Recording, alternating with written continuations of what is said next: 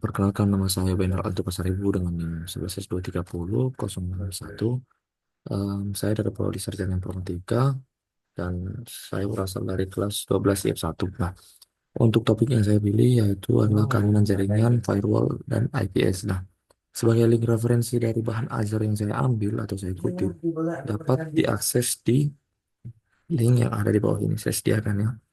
Nah, itu bisa teman-teman atau rekan-rekan mencari sendiri ya.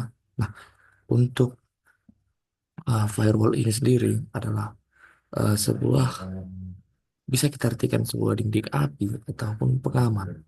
Em, itu didesain untuk mencegah mencegah apa threats ataupun em, s- katakanlah seorang hacker ataupun katakanlah seorang penyerang ya attacker yang melakukan serangan terhadap internal network kita. S- Sebelum itu terjadi, firewall akan mengantisipasinya dengan cara mendeteksi dan memblok.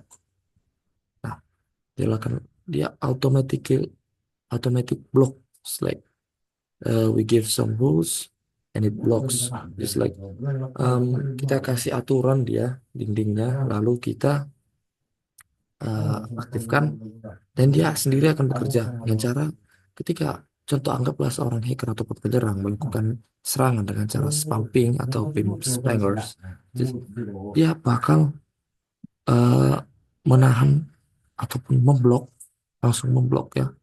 Ketika itu dia anggap sebagai serangan ataupun terlalu banyak, dia langsung ngeblok dengan perintah dia sendiri, aturan dia sendiri yang kita aturkan tadi. Nah, jadi istilahnya firewall ini berfungsi melindungi internal network kita dari yang namanya tadi kebocoran data ya ataupun akses unauthorized access. Nah, akses yang tidak kita inginkan.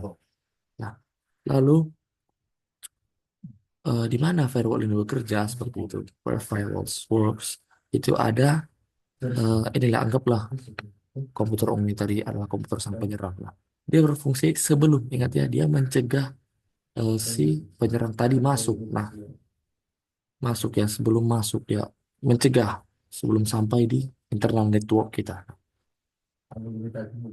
Ada dua jenis ataupun dua tipe dari firewall tadi. Yang pertama host based firewall ataupun biasanya ini bisa kita sebut adalah firewall bawaan. Nah, firewall itu ada di setiap laptop atau PC yang kita miliki. Itu bawaan. Nah, contohnya ini saya tunjukkan aplikasinya. Kita bisa masuk ke bagian sebentar ya. Kita bisa masuk ke bagian Windows security kita. Nah, teman-teman bisa nanti cek di laptop masing-masing. Ini bagian firewall and network protections. Nah, ini tadi ketika kita bisa di sini ini allow add to firewall. Ketika kita aktifkan ini, kita tekan, bisa kita izinkan masuk uh, aplikasi apa saja yang bisa menembus firewall kita seperti itu. Nah, seperti itu contohnya. Lalu kita kembali ke metode kita.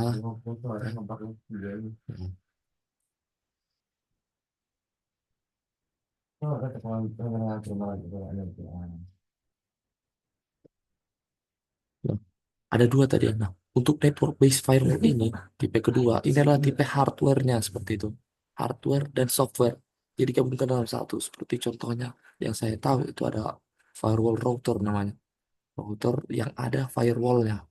Dia nanti kita sistem sama sistemnya. Kita masukkan IP apa saja yang tidak boleh masuk seperti itu. Dia bakal langsung ngeblok. Nah, how firewall works. Nah, tadi seperti tadi, ini adalah sebelum ketika kita ada paket-paket yang terkirimkan dalam bentuk ping ataupun dalam dari ports ya, ports spesifik ports. Nah, dia akan masuk ke eh, dia tidak akan menyentuh. Ingat ya, sekali lagi saya dia mencegah firewall itu mencegah masuknya akses-akses yang tidak inginkan, yang kita tidak inginkan seperti itu. Nah, terkirimlah paket dari WAN ini ataupun eh, network tadi ya ke lokal network kita. Lalu apa itu IDS? Nah, IDS sendiri bisa kita artikan sebagai detection system. Nah, intrusion detection systems. Apa di sini kan dikatakan detection. Kita ambil dari kata institusinya saja. Jadi bisa kita artikan intrusion detection system ini atau IDS ini kita katakan adalah sebuah reporting programs seperti itu. Dia hanya bertugas untuk mereport atau melaporkan ketika ada serangan yang terjadi. Nah, dia bakal kirimkan ke siapa itu?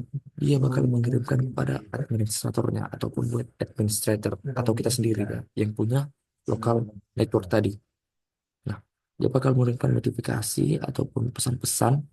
Lalu kitalah ya sebagai administrator yang bertugas sebagai blocker ataupun yang melakukan blok terhadap IP-IP tadi. Nah, berbeda dengan IPS. IPS ini adalah Intrusion Prevention Systems. Nah, di sini dikatakan prevention. Jadi kita seperti ada firewall kedua di sana. Ada firewall kedua. Bedanya dengan IDS. Tadi firewall berfungsinya apa? Sama dengan IPS ini. Dia langsung mencegah. Dia belum sempat masuk ke mengakses sesuatu dari apa ada lokal network kita seperti itu. Nah, itu nah mungkin untuk IPS dan IDS-nya terbagi juga ada network base-nya dan host base. Ini juga sama network base-nya dan host base sama dengan firewall. Itu adalah bagian kalau yang network base-nya tadi adalah bagian gabungan dari hardware dan software.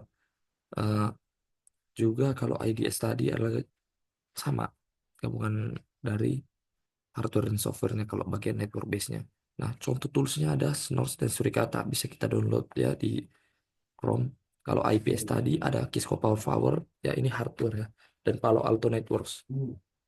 Nah, di sini akan saya jelaskan melalui diagram yang setelah saya buat. Nah, ya, yang pertama ini anggaplah ya, pertama IDS, anggaplah seorang hacker masuk ke internet lalu mencari web kita ya, dia mau masuk ke dalam data manajemen kita seperti itu. Nah, dia pasti lewati switch kita dulu. Di IDS ini dia bisa masuk mengakses switch kita tadi.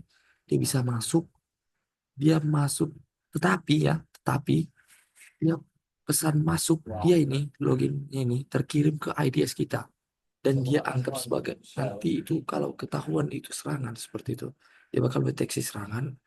IDS bakal mengirimkan kita pesan bahwa your web is attacking by bla bla bla bla seperti itu by ping di sana.